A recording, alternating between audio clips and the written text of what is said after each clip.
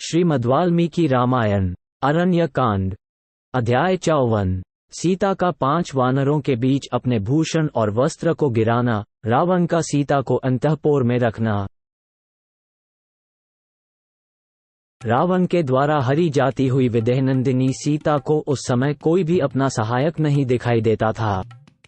मार्ग में उन्होंने एक पर्वत के शिखर पर 5 श्रेष्ठ वानरों को बैठे देखा।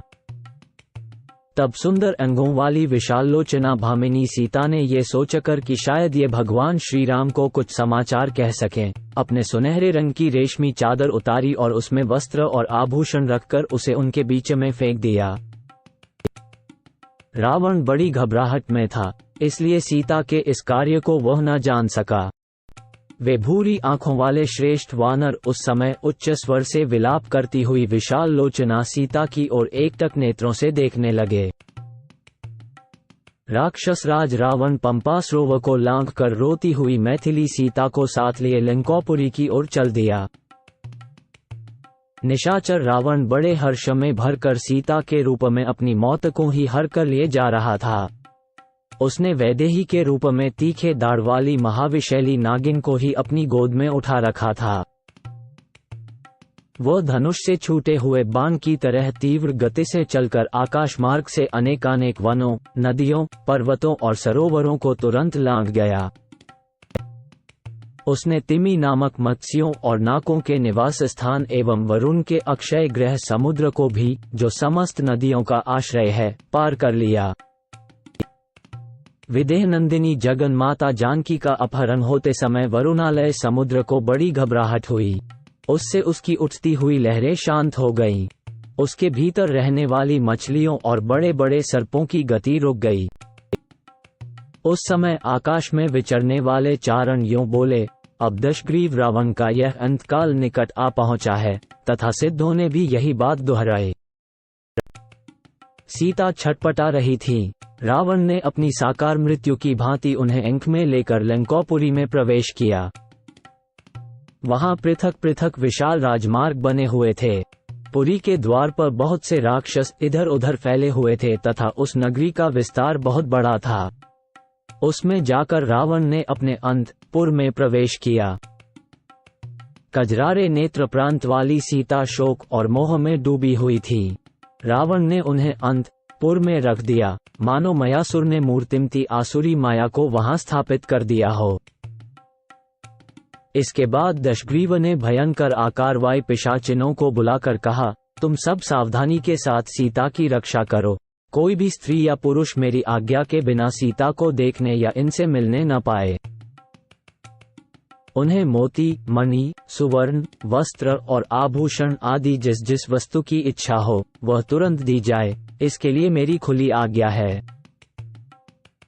तुम लोगों में से जो कोई भी जानकर या बिना जाने विदेह कुमारी सीता से कोई अप्रिय बात कहेगी, मैं समझूंगा उसे अपनी जिंदगी प्यारी नहीं है।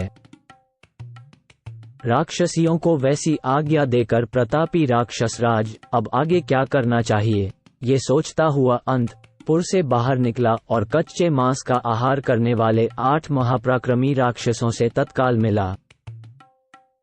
उनसे मिलकर ब्रह्मा जी के वरदान से मोहित हुए महापराक्रमी रावण ने उसके बल और वीर्य की प्रशंसा करके उनसे इस प्रकार कहा, वीरो, तुम लोग नाना प्रकार के अस्त्र शस्त्र साथ लेकर शीघ्र ही जनस्थानकों, जहां पहले खर रहता था, जाओ। वो स्थान इस समय उजाड़ पड़ा है। वहां के सभी राक्षस मार डाले गए हैं। उस सूने जनस्थान में तुम लोग अपने ही बल पौरुष का भरोसा करके भय को दूर हटाकर रहो। मैंने वहां बहुत बड़ी सेना के साथ महापराक्रमी खर और दूषण को बसा रखा था, किंतु वे सब के सब युद्ध में राम के बाणों से मारे गए। इससे मेरे मन में अपूर्व क्रोध जाग उठा है और वह धैर्य की सीमा से ऊपर उठकर बढ़ने लगा है। इसीलिए राम के साथ मेरा बड़ा भारी और भयंकर वैर थम गया है। मैं अपने महान शत्रु से उस वैर का बदला लेना चाहता हूँ। उस शत्रु को संग्राम में मारे बिना मैं चैन से सो नहीं सकूंगा। राम ने खर और दूषण का वध किया है, अतः मैं भी इस समय उन्हें मारकर जब बदला चुका लूंगा, तभी मुझे शांति मिलेगी। जैसे निर्धन मनुष्य धन पाकर संतुष्ट होता है, उसी प्रकार मैं राम का वध करके शांति पा सकूंगा। जनस्थान में रहकर तुम लोग रामचंद्र का समाचार जानो और वे कब क्या कर रहे हैं, इसका ठीक ठीक पता लगाते रहो और जो कुछ मालूम हो उसकी सूचना मेरे पास भेज दिया करो। तुम सभी निशाचर सावधानी के साथ वहां जाना और राम के वध के लिए सदा प्रयत्न करते रहना। मुझे अनेक बार युद्ध के मुहाने पर तुम लोगों के बल का परिचय मिल चुका है, इसीलिए इस जनस्थान में मैंने तुम ही लोगों को रखने का निश्चय किया है। रावण की यह महान प्रयोजन से भरी हुई प्रिय बातें सुनकर वे 8 राक्षस उसे प्रणाम करके अदृश्य हो एक साथ ही लंका को छोड़कर जनस्थान की ओर प्रस्थित हो गए। तदनंतर मिथिलेश कुमारी सीता को पाकर उन्हें राक्षसियों की देख रेख में सौंपकर रावण को बड़ा हर्ष हुआ। श्री राम के साथ भारी वैर ठानकर वह राक्षस मोवश आनंद मानने लगा।